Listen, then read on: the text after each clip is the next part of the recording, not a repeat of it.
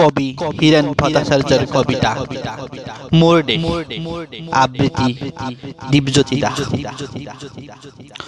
মোৰ প্ৰাণৰো প্ৰাণৰ মোৰ গানৰো গানৰ মোৰ দেশ, মোৰ প্ৰতিটো কামে মোৰ প্ৰতিটো চিন্তাই এই দেশৰ বুকুত ৰচে হৈ সোণোৱালী ভৱিষ্যতৰ সপোন। মোৰ জীৱনৰ আহে আহে মোৰ যৌৱনৰ কোহে কোহে সেই সপোনৰ কলৰল।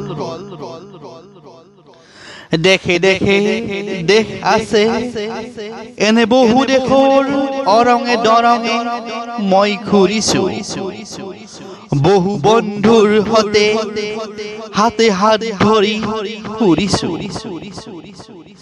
কেতিয়াবা সাগৰ পাৰত কেতিয়াবা খেজুৰ তলত নতুবা পাহাৰ তলিত খন্তেক জিৰাইছো। বন্ধুৰ সতে প্ৰাণ খুলি প্ৰাণৰ কথা পাতিছো, তাৰ পিছত আকৌ আৰম্ভ কৰিছো নতুন যাত্ৰা।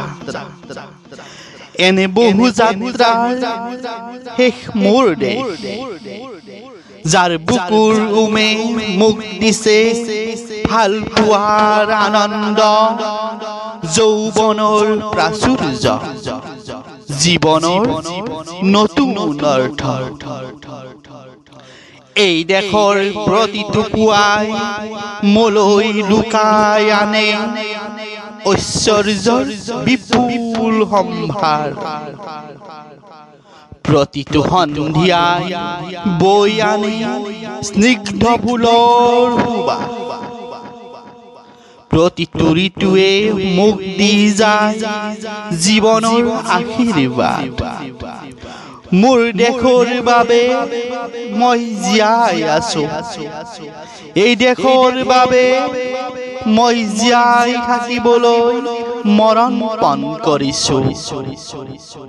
ৰনোৱা বনোৱা হালোৱা এই সকলোৰে মাজত ঐক্য হৈ বিৰোধৰ মাজত সংহতিৰ সম্ভাৱনা হৈ মই আছো।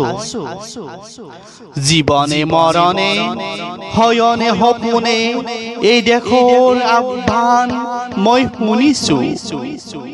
শত্ৰু মিত্ৰ সকলোকে মই চিনিছো, সিহঁতৰ অন্তৰ মই বিশ্বাসেৰে জিনিছো।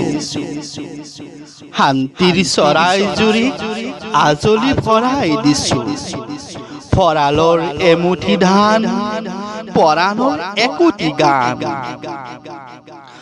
আৰু তোমাৰ একো নাই মোৰ দেশ, মোৰ কল্লোলিত সপোনৰ উত্তাল তৰংগ মোক লৈ যায় গভীৰৰ পৰা গভীৰতৰলৈ, আদৰ্শৰ কঠিন পৰ্বত মূললৈ। ধন্যবাদ।